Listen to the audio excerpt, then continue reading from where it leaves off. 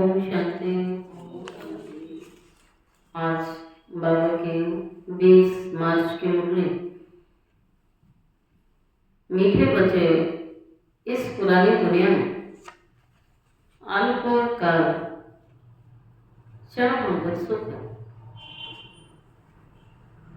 इस पुरानी दुनिया में अल्पकाल क्षण भंगुर सुख है। ये साथ नहीं चल सकता है, ये साथ नहीं चल सकता। साथ में अविनाशी ज्ञान रत्न चलते हैं। इसलिए अविनाशी कमाई जमा कर। बाबा कहते हैं अविनाशी ज्ञान रत्न चलते हैं तो अविनाशी कमाई जमा कर। प्रश्न, बाप की पढ़ाई में तुम्हें कौन सी विद्या सिखाई जाती है? बाप की पढ़ाई में तुम्हें कौन सी विद्या, बाबा कहते हैं बाप की पढ़ाई में तुम्हें कौन सी विद्या नहीं सिखाई जाती है? भूत विद्या। बाबा कहते हैं भूत विद्या, किसी के संकल्पों को रीड करना, ये भूत विद्या है।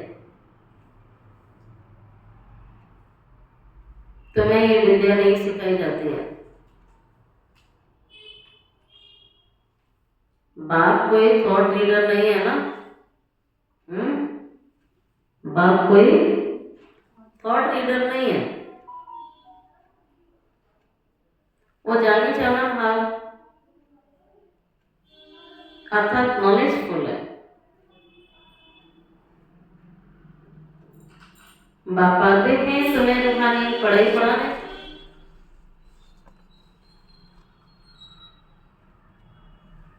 जिस पढ़ाई से तुम्हें 21 जन्मों के लिए विश्व की राजाई मिलती है। ओम शांति।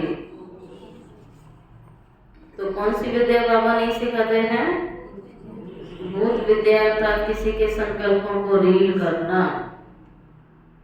बाबा ने कहा ये तो मैं नहीं सिखाता हूँ और ना ही मैं थॉट रीडर हूँ।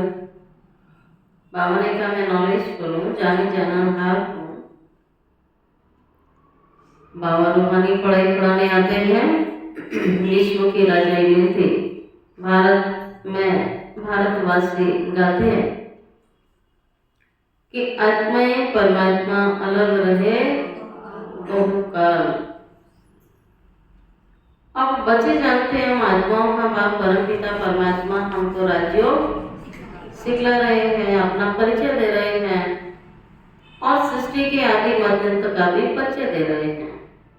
कोई तो पक्के निश्चय बुद्धि है, कोई कम समझते हैं, नंबरवार तो है ना। बच्चे जानते हैं हम जीव आत्माएं परमपिता परमात्मा के सम्मुख बैठे हैं। गाया जाता है आत्माएं परमात्मा अलग रहे बहुकाल। अब मूल वतन में जब आत्माएं हैं तो अलग होने की कोई बात उठती नहीं। यानी से जब जीव आत्मा बनते हैं तो परमात्मा बाप से सभी आत्माएं अलग होती हैं। परमपिता परमात्मा से अलग होकर के यहाँ पाठ बजाने आते हैं। आगे तो बिगर अर्थ ऐसे ही गाते थे। अभी तो बाप बैठ समझाते हैं, बच्चे जानते हैं परमपिता परमात्मा से हम अलग होकर के पाठ बजाने आते हैं। बाबा कहता है तुम भी अलग होकर आते माना यहाँ के रहने वाले नहीं हो। आना माना जहाँ आना, जहाँ से आना होता है वहां पर जाना भी होता है। तो अंत भी होता है और आदि भी होती है। तो अलग रहे वो काल, क्योंकि बाबा कहता मैं वहीं रहता हूँ, तुम नीचे आ जाते हो तो बिछुड़ गए सब। तभी गया आत्माएं परमात्मा अलग रहे बहुकाल। सुंदर मेला रच दिया जब सदगुरु वो मिला दलाल, माना ब्रह्मा बाप मिला तो ये आत्मा परमात्मा का मेला लगा। अब मूल वतन में आत्माएं होती हैं तो अलग होने की बात भी नहीं होती है ना। जब आत्माएं होती हैं तो अलग नहीं होते हैं, जब जीव आत्माएं बनती हैं तो अलग हो जाते हैं। आगे तो विज्ञान तो गाते थे, अब बाबा बैठ सारी बातें आपको समझा रहे हैं। तुम पहले पहले बिछुड़ गए, यीशु बाबा भी पहले तुमसे मिलते, सबसे पहले भी तुम आत्माएं नीचे आती हो, तो सबसे पहले उन्हीं आत्माओं से बाप मिलना है जो पहले आते हैं। तुम्हारी खातिर बाप को आना पड़ता है। कल तो पहले भी इन बच्चों को ही पढ़ाया था कि स्वर्ग के मालिक बने। उस समय और कोई खंड बाबा कहता था ही नहीं। बच्चे जानते हैं हम आदि सनातन देवी देवता धर्म के थे, जिसको डीटी रिलीजन, डीटी डिनाइस्टी भी कहते हैं। हर एक को अपना रिलीजन होता है। रिलीजन इज माइट कहा जाता है। धर्म में ताकत रहती है। तुम बच्चे जानते हो ये लक्ष्मी नारायण कितनी ताकत वाले थे। भारतवासी अपने धर्म को ही नहीं जानते, है ना। भारतवासियों को ज्ञान है हिंदू धर्म कहते हैं, आदि सनातन हिंदू धर्म। लेकिन बाबा ने कहा पहली बात तो हिंदुस्तान नाम ही नहीं है, ओरिजिनल नाम क्या है? भारत। हम थे ही भारतवासी। तो बाबा कहते हैं कि हिंदुस्तान में रहने के कारण हिंदू कहने लगे। वास्तव में भारत था और आदि सनातन देवी देवता धर्म था, जो प्राय लोप हो जाता है। हिंदू धर्म ही नहीं है, न ही किसी ने बनाया। तो धर्म में ताकत होती है। तो बच्चे सारी बातों को अभी जानते हो। किसी की बुद्धि में भी नहीं आता है रिलीजन में आने में तुम्हारे में कितनी ताकत होती है।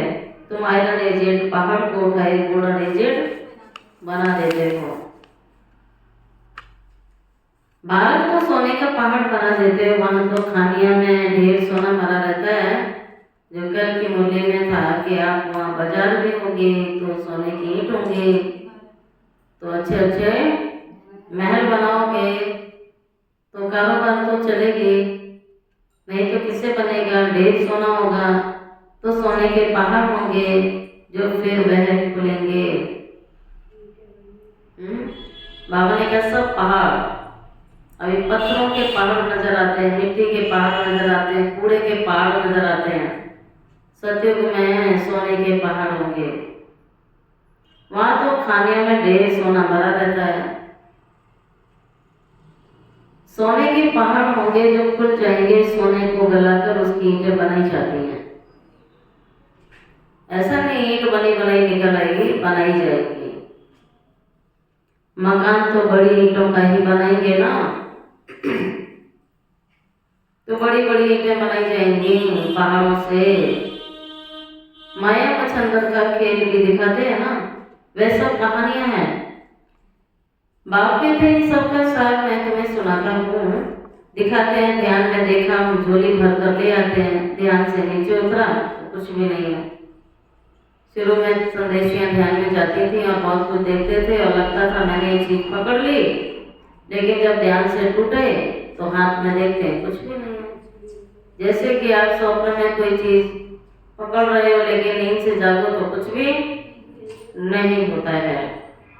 तो ध्यान भी ऐसी ही प्रक्रिया है जिसमें आप देख रहे हैं साक्षात्कार में, लेकिन रियल में नहीं होता है। उस समय आप रियल में साक्षात्कार वाली चीजें नहीं देख सकते, वो आपको सूक्ष्म में दिख रही हैं, लेकिन सूक्ष्म में वो अभी नहीं है। जब साक्षात्कार कराया जा रहा है माना भी नहीं है, और जब रियल में होंगे तो इन आंखों से नजर आएंगे ना। तो बाबा तो समझाने के लिए साक्षात्कार कराता है, लेकिन ये साक्षात्कार भी झूठे नहीं है, क्योंकि रियलिटी में एक न एक दिन होंगे। तो ऐसे ही तुम्हारा होता है, इसको कहा जाता है दिव्य दृष्टि। इसमें कुछ नहीं रखा हुआ है। बाकी ये आश्रम को ब्राह्मण बच्चे के हमें ध्यान दिला दो, साक्षात्कार हो, बाबा ने कई सब आशाएं आपको रखनी भी नहीं है, क्योंकि ध्यान से ऊंचा ज्ञान है और भगवान ने हमें ज्ञान दिया है, समझ दी है। नादा भक्ति बहुत करते हैं, वैभक्त माला ही अलग है। ये ज्ञान माला अलग है, रुद्र माला विष्णु की माला है, वैसे भक्ति की माला होती है। अभी तुम पढ़ रहे हो, राजा के लिए पढ़ रहे हो। तुम्हारा बुद्धियोग टीचर के साथ और राजाई के साथ है। जैसे कॉलेज में पढ़ते हैं तो बुद्धियोग क्या रहता है, टीचर के साथ रहता है, पढ़ाई के साथ रहता है। बैरिस्टर खुद पढ़ाकर आप समान बैरिस्टर बना देते हैं ना। डॉक्टर होगा तो दूसरों को पढ़ाई तो वही पढ़ाएगा ना जिसने पढ़ी होगी, तो पढ़ करके फिर दूसरों को आप समान बनाते हैं। बाबा खुद तो नहीं बनते हैं, ये वंडर है ना। यहाँ तुम्हारी तो रूहानी पढ़ाई है ना, तुम्हारी बुद्धि और बाबा के साथ है, उसको नॉलेजफुल और ज्ञान का सागर कहा जाता है। जाने जाननहार का मतलब नहीं है कि वह सबके दिलों को बैठ करके जानेगा इनके अंदर क्या चल रहा है। बाबा कहता है तो थॉट रीडर होते हैं जो सब सुना देते हैं, तो उसको भूत विद्या भी कहा जाता है। यहाँ तो बाप तुम्हें पढ़ाने आया है, मनुष्य से देवता बनाने के लिए पढ़ा रहा है। और पढ़ाई माना पढ़ाई होती है, पढ़ाने वाला पढ़ाता है, पढ़ने वाले पढ़ते हैं, पढ़ने वाले नंबर बार होते हैं। पढ़ाई सबको एक जैसी पढ़ाई जाती है, ऐसी होता है। टीचर सबको एक साथ पढ़ाता है, फिर भी पढ़ाई में नंबर बार होते हैं। कोई बच्चे 100 मार्क्स लेने वाले भी होते हैं और कोई 5 मार्क्स ही ले पाते हैं मुश्किल से। तो टीचर ने तो सही पढ़ाया, लेकिन पढ़ने वालों ने नंबर बार पढ़ा, नहीं तो उसी में से 100 मार्क्स लेने वाला कैसे हो गया फिर। तो ऐसे ही बाबा कहते हैं 100 मार्क्स लेने वाले भी होंगे तो 5 मार्क्स वाले भी होंगे, तो पास विद ऑनर वाले भी होंगे। गए नैना मनुष्य से देवता किए करत न लागे बात। भगवान जब इस सृष्टि पर आता है, बाबा कहता है मुझे देरी नहीं लगती है, इस सृष्टि का परिवर्तन करने में समय नहीं लगता है। इसलिए इसी का यादगार बना हुआ है कि विश्वकर्मा ने रातों रात स्वर्ग बना दिया। तो बाबा कहता है इस समय का एक यादगार है कि बहुत थोड़े टाइम में, कहाँ 5000 साल और कहाँ थोड़े ही वर्षों में भगवान पूरी सृष्टि को बदल देता है। जो सृष्टि 2500 साल से पुरानी हो रही थी, खराब हो रही थी, बाबा उसका परिवर्तन करता है, सब आत्माओं का, प्रकृति का, सृष्टि का। अभी तो बच्चे समझते अभी हम ब्राह्मण बने, फिर दूसरे जन्म में हम ब्राह्मण से देवता बन जाएंगे। आदि सनातन देवी देवता गाए जाते हैं। शास्त्रों में तो ढेर कहानियां लिख दी हैं, ये तो बाप डायरेक्ट आपको पढ़ रहे हैं। अभी भगवानुवाच, भगवान तो ज्ञान का सागर है, आगे सुख का सागर है, शांति का सागर है, बच्चों को वर्षा देते हैं। यह पढ़ाई तुम्हारी 21 जन्मों के लिए है, तो फिर इस पढ़ाई को कितना अच्छी रीति से पढ़ना चाहिए। जैसे उस पढ़ाई में भी कौन पढ़ते हैं जिनको रुचि होती है। जिनको रुचि होती है उस स्टूडेंट्स को देखा होगा ना, किसी और चीज से मतलब नहीं होता है। आपने पढ़ने वाले बच्चों को देखा होगा, ना ही वो फैशन करेंगे, ना ही उन्हें व्यर्थ बातों में जाएंगे, किसी चीज से कोई लेना देना नहीं है। उनके हाथ में हर वक्त क्या होगा, किताब होगी। और जो नहीं पढ़ने वाले उनके हाथ में क्या होगा, कुछ तो होगा ही, मोबाइल होगा। और कितनी बड़ी बात है, क्या कहेंगे, मोबाइल में हम पढ़ रहे हैं। टीचर मोबाइल से पढ़ा रहा है क्या, स्कूल में कॉलेज में मोबाइल से पढ़ा रहे हैं क्या। ऐसे ही बाबा के बच्चे भी ऐसे ही हो गए हैं, मोबाइल से मुरली सुन ली हमने। मुरली को या बुक को हाथ में लेके पढ़ना उसका अलग ही चीज होती है। आंखें उसको स्कैन कर रही है पढ़ने के साथ साथ। जब हम किसी पेपर को हाथ में लेके पढ़ते हैं, वो छपता है, वो इमेज हमारे अंदर छप जाती है। मोबाइल से तो और आंखें खराब होती हैं, मोबाइल से थकान होती है। आप रेडिएशन के कनेक्टिविटी में, इंटरनेट के कनेक्टिविटी में है, आपकी एनर्जी वो ले रहा है। जितनी देर आप फोन अपने पास रखेंगे वो आपकी एनर्जी को लेगा, आपको देगा। इसलिए बुक्स को हमेशा हाथ में लेके पढ़ा जाता है। पढ़ने का अलग ही आनंद होता है। आप बोलिए मोबाइल में पढ़ो, हाथ में पकड़ो, अंतर फील होता है कुछ? मोबाइल में पढ़ोगे फीलिंग ही नहीं आएगी, हम मुरली पढ़ रहे हैं।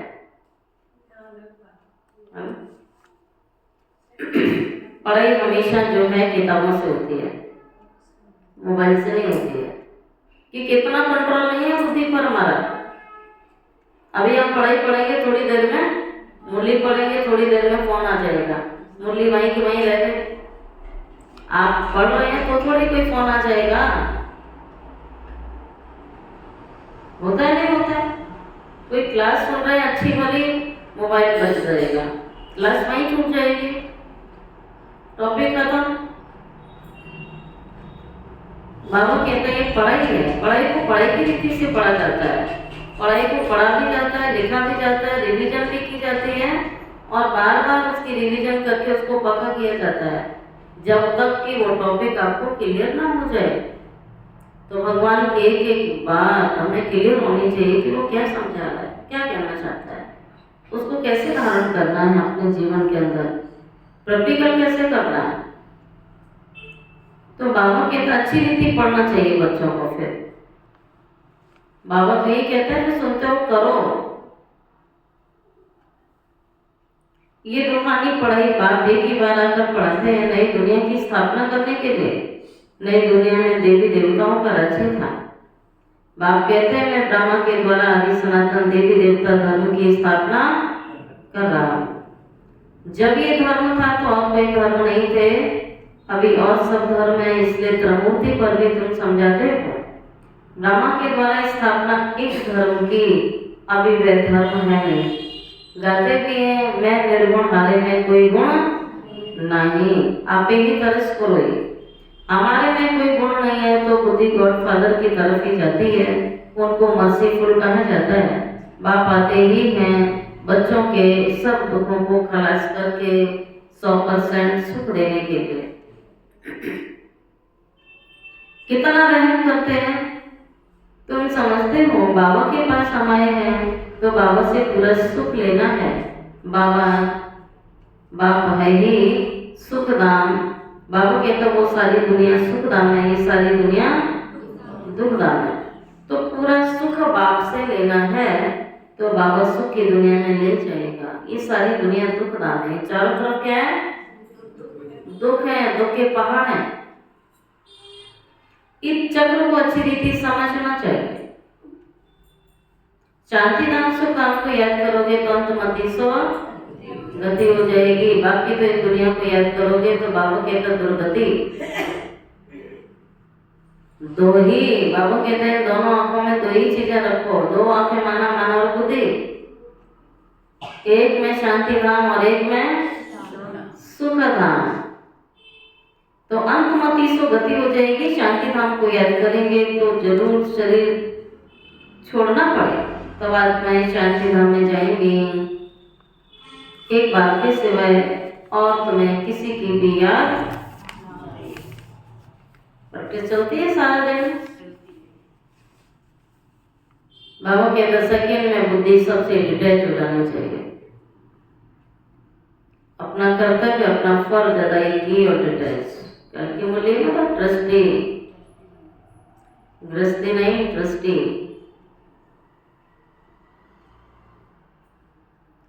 तुम्हें बाबा की सिवा कोई की याद ना है, यही तपस्या है, बस यही सबसे बड़ा तप है। बाबा को याद करना है, बाबा की याद दिलानी है, बस। बाकी किसी चीज से कुछ हासिल होने वाला नहीं है, कोई प्राप्ति होने वाली नहीं है, कोई शक्ति मिलने वाली नहीं है।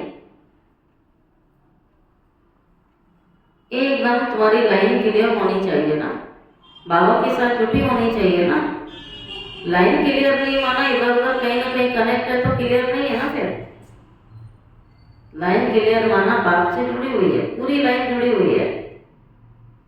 अब जैसे पानी की लाइन होती है, उसमें बहुत सारे कनेक्शन जोड़ लो तो पानी का जो प्रेशर है वो क्या होता है? कम हो जाता है, सब जानते हैं ना। और ज्यादा होगा तो बिल्कुल ही कम हो जाएगा, लास्ट वाले को आता ही नहीं है। लेकिन जिसने स्टार्टिंग में लाइन जोड़ी हुई है उसके पास तो बहुत सारा आता है ना। बाबा भी कहता है आपकी डायरेक्ट लाइन होनी चाहिए ना, क्लियर होनी चाहिए। अगर तुम्हारी बुद्धि और भी जगह भटकी हुई है तो लाइन क्लियर नहीं है ना, चारों तरफ लगी हुई है, बाबा से शक्ति मिलेगी नहीं। फिर जितनी लगी है उतनी मिलेगी। एक बाबा को याद करने से तुम्हारे अंदर खुशी का पारा चढ़ा है। योग की निशानी है, उसको खुशी रहेगी, हल्का रहेगा। और योग जब तक नहीं लगेगा तो खुशी आएगी नहीं। आप देखो कितने ऐसे बैठे रहते हैं बाबा के आगे, बाबा को देखते रहते हैं लेकिन योग नहीं लगता है। तो सिर्फ देखना ही योग थोड़ी है कि हम सामने बैठ करके बस देख रहे हैं। योग लगेगा तो एनर्जी भी आएगी, शक्ति भी मिलेगी, प्राप्ति भी होगी, बाबा के अंदर खुशी का पारा भी चढ़ा रहेगा। इस पुरानी दुनिया में अल्पकाल क्षण और सुख है, ये साथ नहीं चल सकता। साथ ही अविनाशी ज्ञान रत्न नहीं चलेंगे, यानी ये ज्ञान रत्नों की कमाई तुम्हारे साथ जाएगी। फिर तुम 21 जन्म प्रारब्ध भोगेंगे। अविनाशी धन भी साथ उनका जाता है जो बाप को मदद करेंगे।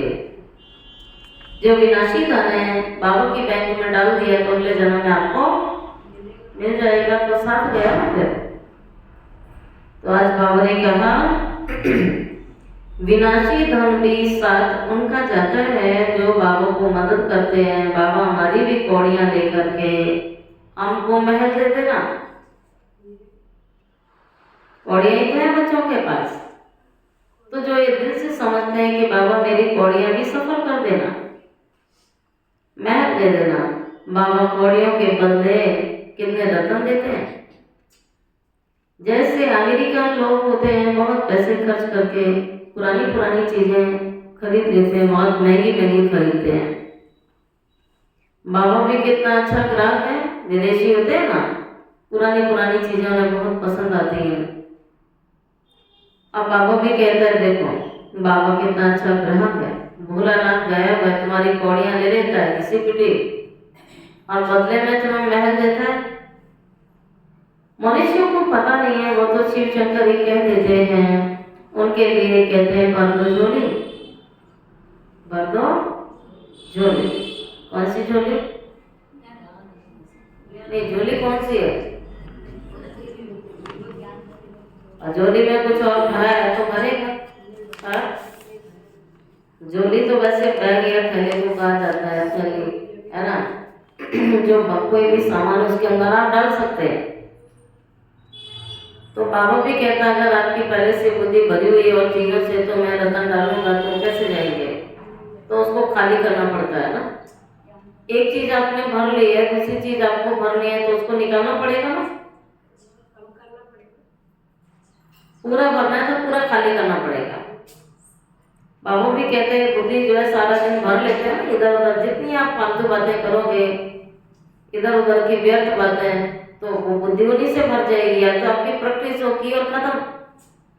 आपको जितना काम है उतनी बात की और खत्म, उसका चिंतन नहीं चलना चाहिए बाद में। अगर हमने औरों की बातें दिमाग में डाल ली तो हमारी झोली भर गई ना उन चीजों से, तो भगवान भरेगा तो कैसे भरेंगे? फिर खाली नहीं है। यही वजह है कि फिर बाबा की बातें में याद नहीं रहती है, पहले से झोली भरी हुई है। बाबा के झोली को साफ कर, खाली कर। तो भगवान को कहता है बाबा बोले भर दे झोली। भगवान कहता है कि तुम मेरे आगे तो गा रहे, लेकिन झोली तो तुम भरो ना, मैं तो दे रहा हूँ। वो दे रहा है, भरना हमारा काम है ना। वो सुना रहा है, सुनना हमारा काम है ना। बाप थोड़ी ना सुनेगा, बाप का काम है सुनाना, हमारा काम है बाप का काम है पढ़ाना, और हमारा काम है पढ़ना। तो फिर दिखाते हैं कि झोली भर दो। अभी तुम बच्चे समझते हमको ज्ञान रत्न मिलते हैं जिससे हमारी झोली ज्ञान रत्नों से भगवान भरने हैं। तो जितनी झोली भरती जाएगी उतना आप दूसरों को बांट सकेंगे। आपकी झोली में होगा ही नहीं तो क्या बांटेंगे फिर? तब कहते हैं क्या ज्ञान सुनाऊं, ज्ञान है ही नहीं, झोली खाली पड़ी है। भगवान बांटता है तो भरते नहीं है। तो बाबा में रोज बांट रहा है तो झोली में होगा तो जरूर बांटने का कार्य चलेगा। ये बेहद का बाप वो फिर शंकर के लिए कह देते हैं, फिर दिखा देते हैं, शंकर जी के आगे दिखाते हैं। शिवरात्रि मनाई धतूरा खाते थे, भांग पीते थे, क्या क्या बातें बैठ बना दी। ऐसा ही है, सही है बात ये, सारे ऐप थे उनमें। हाँ, धतूरा खाते थे, भांग खाते थे, शराब भी पीते थे, सब दिखा दिया उन्होंने। तो बच्चे अभी संगति के लिए पढ़ाई पढ़ रहे हो ना, ये पढ़ाई है ही बिल्कुल शांति में रहने की। ये बत्तियां आदि जो जलाते हैं वो शो करते हैं, वह भी इसलिए कि मनुष्य आके पूछे कि शिव जयंती इतनी क्यों मनाते हो, इसलिए सब सजावट की जाती है। शिव ही भारत को धनवान बनाते हैं। इन लक्ष्मी नारायण को स्वर्ग का मालिक किसने बनाया? लक्ष्मी नारायण को लक्ष्मी नारायण किसने बनाया? तो बाबा कहते हैं सवाल आना चाहिए, किसने बनाया? उससे ऊंचा पिता है, लक्ष्मी नारायण से भी ऊंचा होगा ना उनको बनाने वाला। ये तुम जानते हो लक्ष्मी नारायण आगे जन्म में कौन थे? तो आप भी जान गए, इतनी बात आप जान गए कि लक्ष्मी नारायण को बनाया किसने और उससे अगले जन्म में वो थे क्या। समझिए, दुनिया वालों के पास इतना ज्ञान नहीं है। हमें बाबा ने कितना गहरा ज्ञान दे दिया कि मम्मा बाबा लक्ष्मी नारायण बनते हैं और बनाने वाला कौन है? शिव बाबा है। बनाया कब? संगम पर बनाया, मना भी बनाया। तो लक्ष्मी नारायण आगे जन्म में कौन थे? ये आगे जन्म में जगत अम्बा ज्ञानेश्वरी थी, फिर राजेश्वरी बनती है, पहले ज्ञान की देवी बनी। अब पद किसका बड़ा है? देखने में तो यह स्वर्ग के मालिक है। जगत अम्बा कहाँ की मालिक थी? इनके पास क्यों जाते हैं? ब्रह्मा को 100 भुजा वाला, 200 भुजा वाला, 1000 भुजा वाला दिखा देते हैं। जितने बच्चे होते जाते हैं ना, भुजाएं उनकी बढ़ती जाती हैं। जगदम्बा को भी लक्ष्मी से जाती भुजाएं दी हैं। जगदम्बा को भी लक्ष्मी से जास्ती भुजाएं दी, उनके पास ही जाकर के सब कुछ मांगते हैं। लक्ष्मी जी से सिर्फ धन मांगते हैं, जगत अम्बा से सब कुछ मांगते हैं।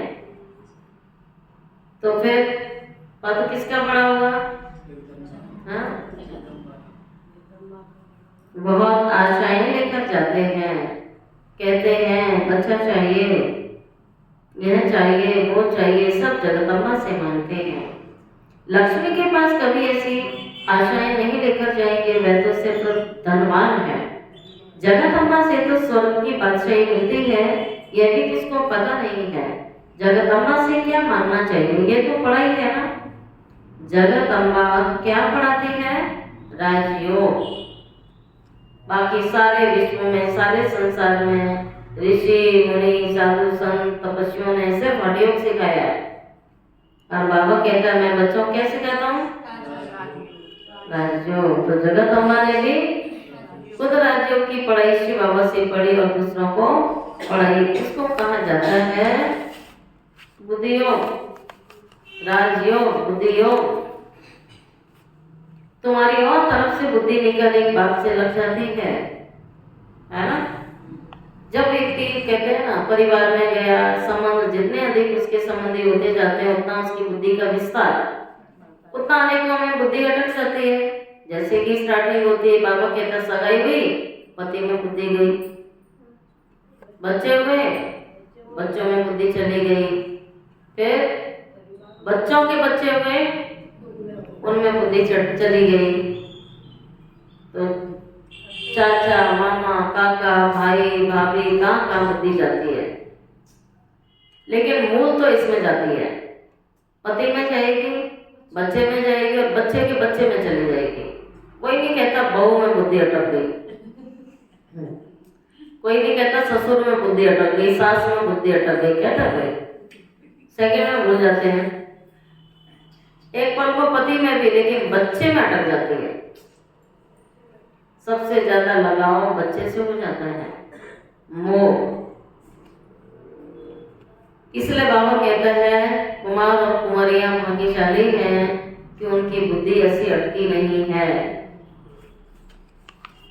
लेकिन तब भी बुद्धि ना लगे तो भगवान क्या करेगा? बाबा कहता है कि जितना बुद्धि तुम मेरे से लगाओगे उतना अच्छा है, नहीं तो तुम्हारे पाप खत्म नहीं होंगे। बाप में लगी है तो भटक रही है, अब बाप में लगी है तो खुशी का पारा चढ़ा रहेगा, और खुशी का पारा नहीं चढ़ रहा माना बाप में नहीं लगी है, अवश्य उसकी बुद्धि भटक रही है। बाबा कहता मेरे में नहीं लगी तो जरूर कहीं संसार में है, किसी न किसी में अटकी हुई है, और जो अटके हैं वो भटके हैं, जो भटके हैं वो लटके। नहीं तो उनके विकर्म विनाश कभी नहीं होंगे। इसलिए बाबा फोटो निकालने की भी मना करता है। बाबा कहता है तो देह इनकी है, मेरी थोड़ी है। कोई फोटो खींचता था, बाबा मना कर देता था। बाबा कहता था मेरा शरीर थोड़ी है, ये तो ब्राह्मण का शरीर है, मेरी तो फोटो नहीं निकलेगी। बाप खुद दलाल बन कहते हैं अभी तुम्हारा वह हथियाला कैंसिल है, काम चिता से उतरो, अब ज्ञान चिता पर बैठो। शादी में हथियाला बांधा जाता है, धागा बांधा जाता है, प्रतिज्ञा कराई जाती है। बाबा ने कहा वो काम चिता पर बैठने का हथियाला है। अब बच्चों ने वो हथियाला कैंसिल कर दिया, काम चिता पर बैठने वाला कैंसिल कर दिया, और किस पर बैठ गए? ज्ञान चिता, जिसके अंदर नॉलेज आ गई ना। जब तक नॉलेज की कमी है तब तक वो नहीं करेगा। सबसे बड़ी शक्ति होती है ज्ञान की शक्ति। जिसके अंदर ज्ञान बुद्धि में कूट कूट के बैठ गया तो बाबा कहता वो उस कार्य को करने लगेगा। और जब तक कोई चीज का ज्ञान ही उसके अंदर नहीं आया है तो कैसे करेगा? पूरा ज्ञान अधूरा ज्ञान है। बाबा कहते हैं काम चिता से उतरो। काम चिता पर चढ़कर सारे काले हो गए, भस्मीभूत हो गए, जल मरे। अपने को आत्मा समझ में बाप को याद करो तो तुम्हारे विकर्म विनाश हो जाएंगे, और कोई मनुष्य ऐसे तुम्हें कभी कह नहीं सकेगा। मनुष्यों को भगवान कभी भी, पूरी सृष्टि में मनुष्य ही है, कहीं देवता नजर आ रहे हैं क्या? एक भी नजर आ रहा है क्या? तो फिर देवता तो नजर नहीं आ रहा है, उसको देवता नहीं कहेंगे, भगवान की उपाधि और भी ऊंची उपाधि दे दी उसको। साधुओं को, संतों को, महात्माओं को, सबको भगवान कह दिया ना। बाबा कहता है मनुष्य कभी भी भगवान हो ही नहीं सकता, और भगवान कभी मनुष्य हो नहीं सकता। तुम बच्चे जानते हो बाप ही पतित पावन है, वही आकर काम चिता से उतार करके ज्ञान चिता पर बिठाता है। एक ही चिता होगी, जो काम चिता पर बैठा हो गया उसे ज्ञान चिता पर बैठ ही नहीं सकता है, और जो ज्ञान चिता पर बैठ गया वो काम चिता पर दोबारा कभी बैठेगा नहीं, क्योंकि उससे तो उतर के आया है। उसको तो समझ में आ गई कि वो चिता कैसी थी, दोबारा क्यों जाएगा। लेकिन जिसको ज्ञान नहीं है, कभी वहां कभी यहाँ, कभी वहां कभी यहाँ। बाबा कहता दो नाव में पांव रख के बीच में छिप जाएंगे, न इधर के न उधर के। तो बाबा कहता बच्चे काम चिता से उतर के अभी तो तुम्हें ज्ञान चिता पर बिठाते हैं। वे रूहानी बाप है, वे इनमें बैठ कहते हैं तुम भी आत्मा औरों को भी यही समझाते रहते हैं। बाप कहते हैं मन मना भव, मन मना भव कहने से स्मृति आ जाएगी। पुरानी दुनिया का विनाश सामने खड़ा है।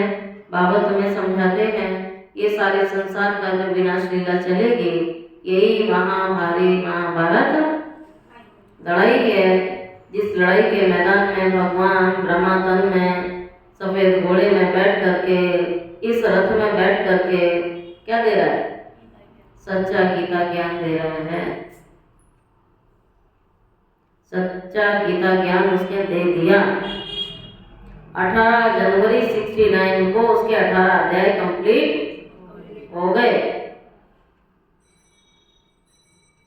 कहेंगे लड़ाई तो विलायत में भी होती है, फिर इनको महाभारत लड़ाई क्यों कहते हैं? लड़ाइयाँ तो सब देशों में लगती रहती हैं, पर भारत में होने वाली लड़ाई को महाभारत लड़ाई क्यों कहते हैं? भारत में ही ये रचा हुआ है। बाबा कहता मैं भी भारत में आता हूँ, ये स्वर्ग भी भारत भूमि बनती है, देवी देवताओं का राज्य भी यहाँ चला। तो सोने की चिड़िया कौन बना? भारत बना, दूसरा देश थोड़ी बना। लूटा किसको? किसी और जगह के लिए तो नहीं कहा जाता है। बाबा कहते हैं देखो भारत में यज्ञ रचाने से विनाश ज्वाला निकली। तुम्हारे लिए नई दुनिया चाहिए मीठे बच्चे, पुरानी दुनिया का जरूर फिर विनाश होना चाहिए ना, क्योंकि प्लेग्राउंड तो एक ही है ना।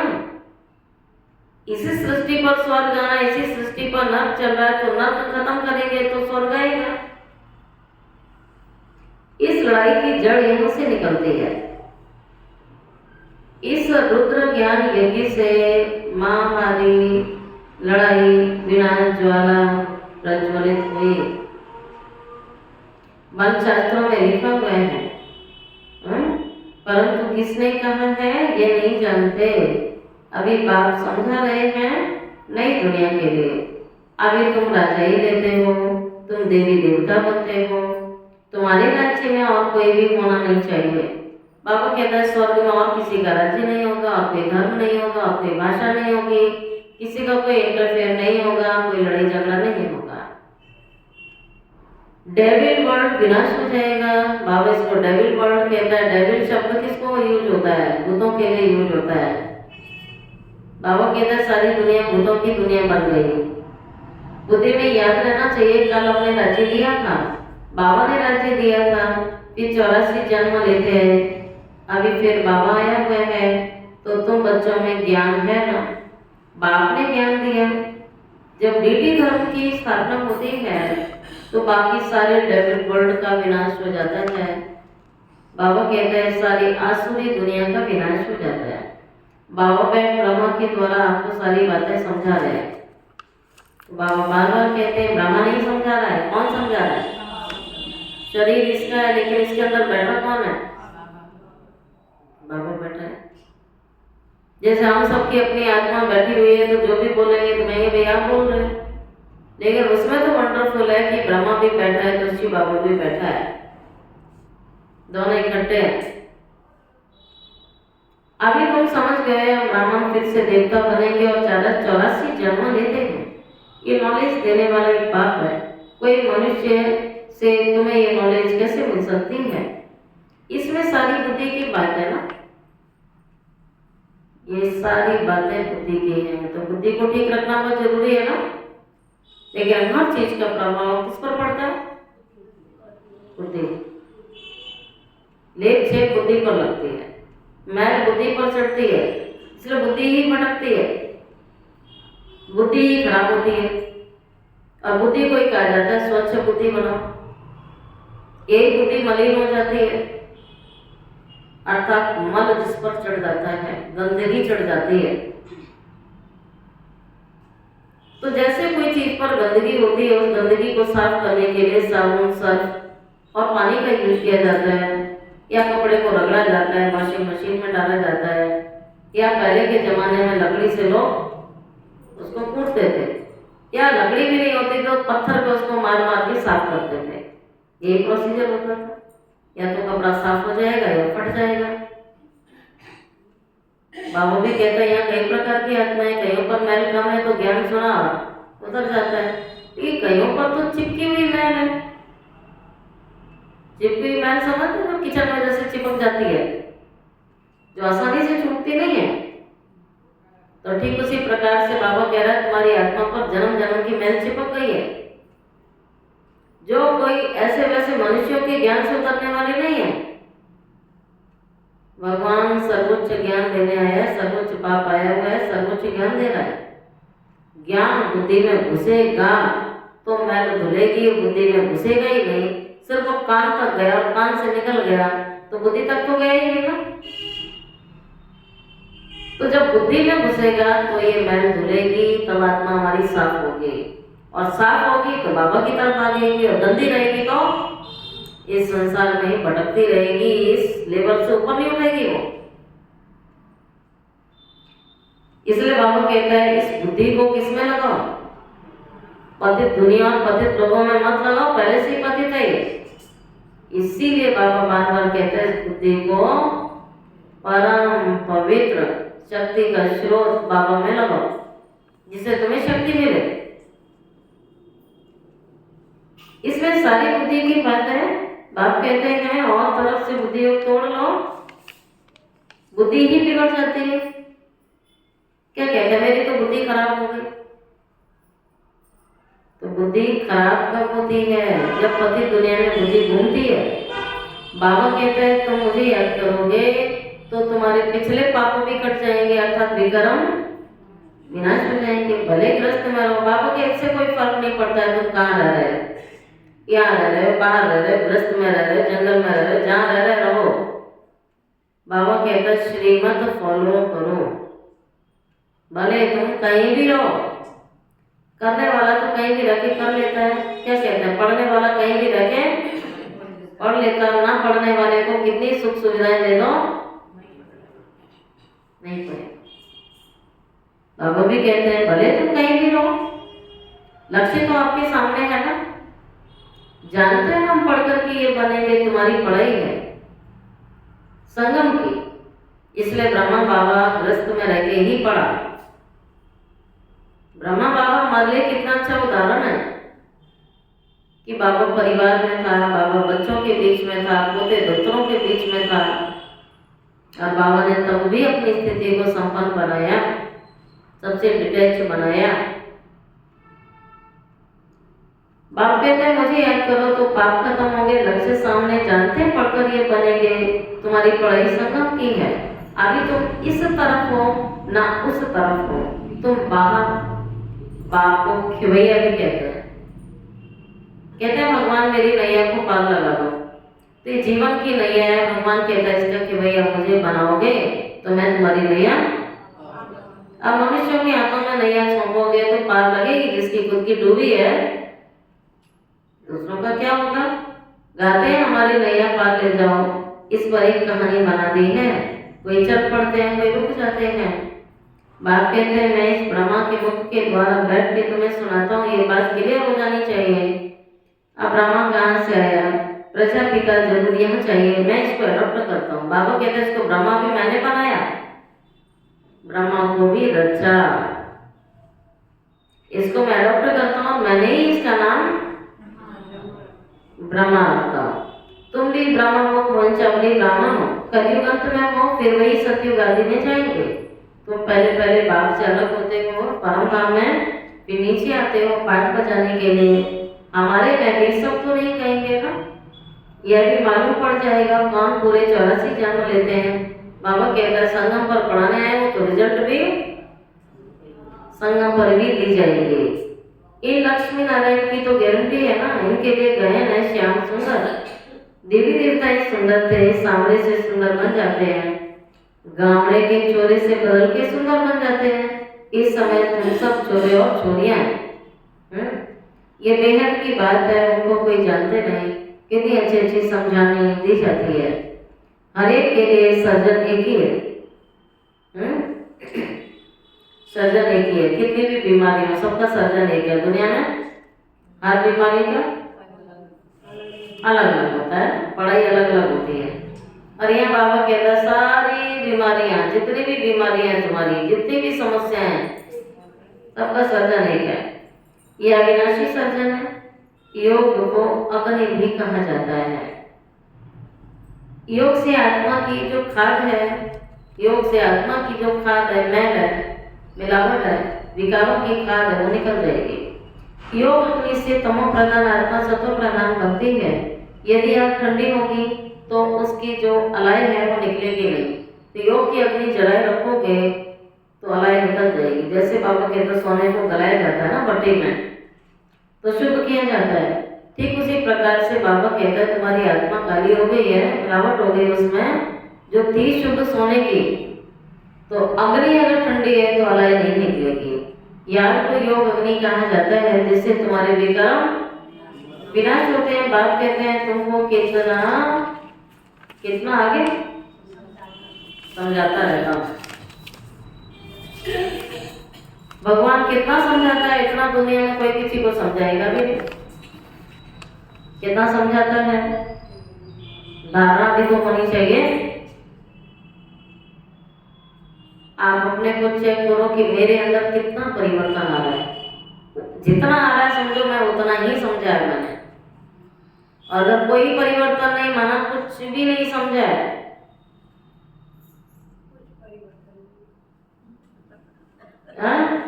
समझो कुछ नहीं समझा है। और परिवर्तन है, जितना है समझो उतना समझा। धारणा होनी चाहिए ना। तो बाबा कहता फिर तो वही हो गया ना, कथा सुनने वाली बात।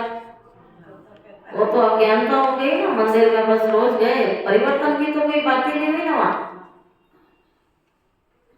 यहाँ तो हम पढ़ने आते हैं, माथा टेकने थोड़ी ना आते हैं। अच्छा मन मना पाओ, बाबा कहते मैं तुम्हें कितना समझाता हूँ, मन मना पाओ, इसमें थकना नहीं चाहिए। बाप को याद करना भी भूल जाते हैं।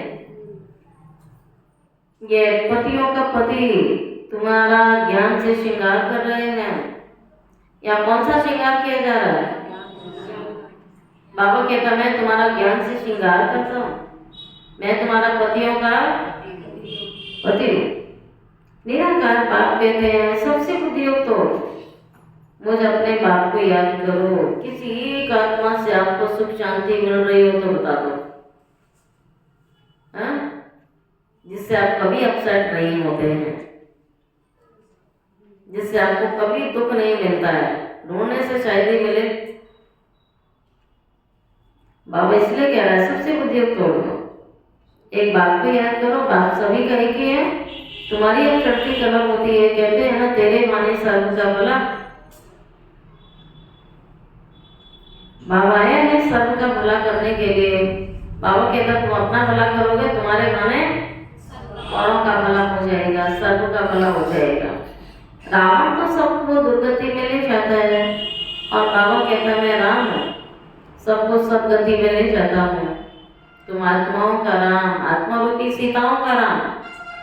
अच्छा मीठे मीठे सिकी लगे बच्चों प्रति माता पिता बाप दादा का याद प्यार, गुड मॉर्निंग। रूहानी बाप की रूहानी बच्चों को नमस्ते, रूहानी बच्चों की रूहानी बाप दादा को याद प्यार, गुड मॉर्निंग और नमस्ते नमस्ते नमस्ते। शुक्रिया बाबा, शुक्रिया बाबा, शुक्रिया बाबा। धारणा के लिए मुख्य साथ फर्स्ट पॉइंट है बाबा की याद से अपार सुखों का अनुभव करने के लिए। सब चाहते हैं अपार सुख मिले जीवन में, तो बाबा ने क्या कहा? बुद्धि की लाइन क्लियर चाहिए, कहीं अटकी नहीं होनी चाहिए। बाबा की याद से अपार सुखों का अनुभव करने के लिए बुद्धि की लाइन क्लियर चाहिए। ज्ञान जब अग्नि का रूप ले गए तब आत्मा तुम्हारी सत्व प्रधान बनेगी। निरंतर याद।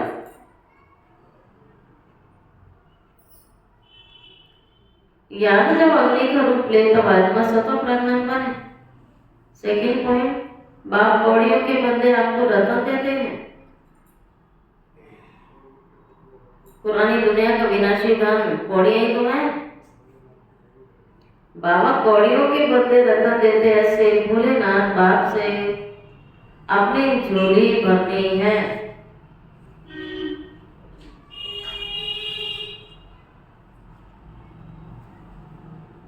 चाहते हैं अगले जन्म में भी धनवान बने, आगे भी धनवान बने, पूरे कल्प धनवान रहे, तो क्या करना है? बाबा ने कहा ज्ञान धन से भी भरपूर बनना है, तो विनाशी धन को, जो बाबा आज कहता है कौड़ियां हैं, ये ईश्वरीय कार्य में लगा करके सफल करके आगे जन्म के लिए जमा करना है।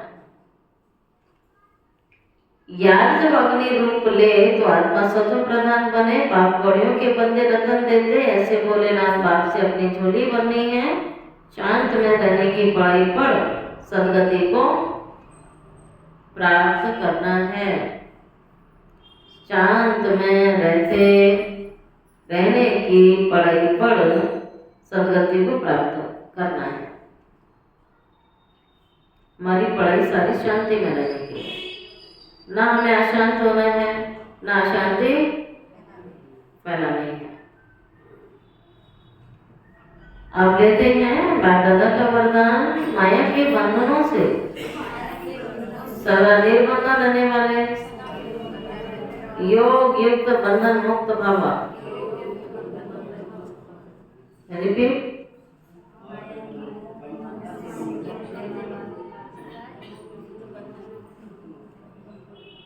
माया के बंधनों से सदा निर्बंधन रहने वाले योग युक्त बंधन मुक्त भव। बंधन मुक्त की निशानी है सदा योग युक्त। योग युक्त बच्चे जिम्मेवारियों के बंधन, माया के बंधन से मुक्त होंगे। मन का भी बंधन ना हो। लौकिक जिम्मेवारी तो खेल है, लौकिक जिम्मेवारी तो खेल है। इसलिए डायरेक्शन प्रमाण खेल की रीति से हंसकर खेलो। डायरेक्शन प्रमाण भगवान की जो श्रीमत मिली है उस प्रमाण चलोगे तो बाबा कह रहा है फिर खेल लगेगा। खेल की रीति से हंसकर खेलो तो कभी छोटी छोटी बातों में थकेंगे। अगर बंधन समझते हो तो तंग हो जाते हो। क्या क्यों प्रश्न उठता है। अब कहता होता है ना कईयों को एक बार में कोई चीज समझ में नहीं आती है, सवाल जवाब क्या क्यों कैसे कब सब चलता है। अरे जिम्मेवार बाप है तो आप तो निमित्त हुए ना। फिर क्या होगा, कब होगा, कैसे होगा, क्यों होगा, इन बातों में जाने की आवश्यकता है क्या? जब जिम्मेवार बाप है तो आप निमित्त हो ना। इस स्मृति से बंधन मुक्त बनो तो योग युक्त बन जाओगे। अच्छा स्लोगन है करण करावन हार की स्मृति से भान और अभिमान को समाप्त करो। कल का स्लोगन क्या था, याद आ गया होगा?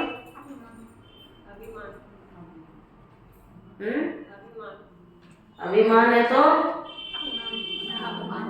अपमान की भी फीलिंग जरूर आएगी। अच्छा याद दिलाए तो याद आया आपको।